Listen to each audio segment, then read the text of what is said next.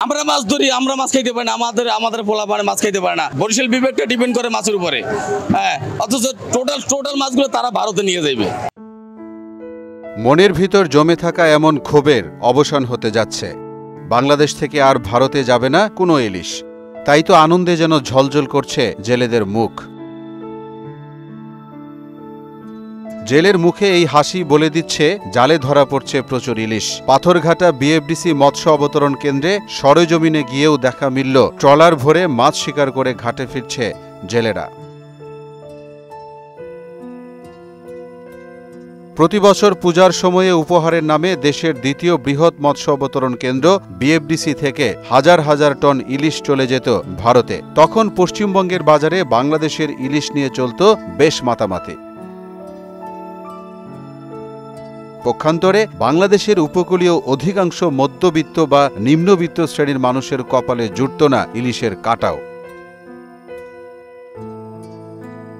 আসলে ভারতের কাছে তো আমরা জিম্মি ছিলাম, আমাদের সরকার যেটা করতো এটাই আমাকে মানা লাগবে। আমরা ইলিশ ধরি, অথচ আমরা ইলিশ খাইতে পারি না, ভারতওয়ালারা ইলিশ খায়।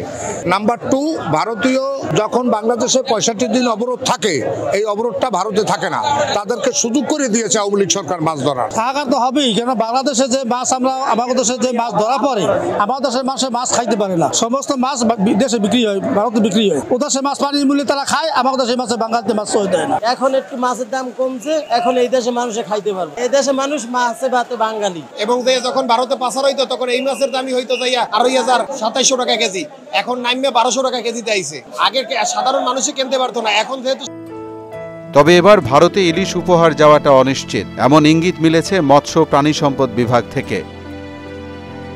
আপনারা জানেন যে এবছর এই যে নতুন সরকার বান্ধবে বসছে, এরা ইন্ডিয়া মাছ রপ্তানি করা নিষিদ্ধ করেছে এবং এটা মনে হয় বাস্তবায়ন হবে। আর তাতেই ভারতের পশ্চিমবঙ্গে ইলিশের বাজারে যেন হাহাকার। এক সপ্তাহের ব্যবধানে সেখানে দাম বেড়েছে কয়েক গুণ।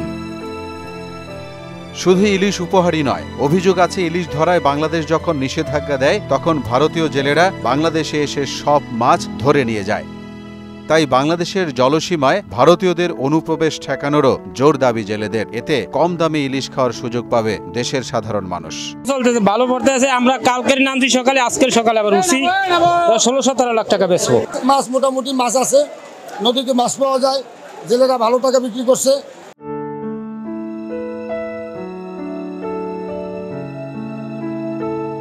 মোহাম্মদ আলিউল্লাহ, মোহনা ডিজিটাল।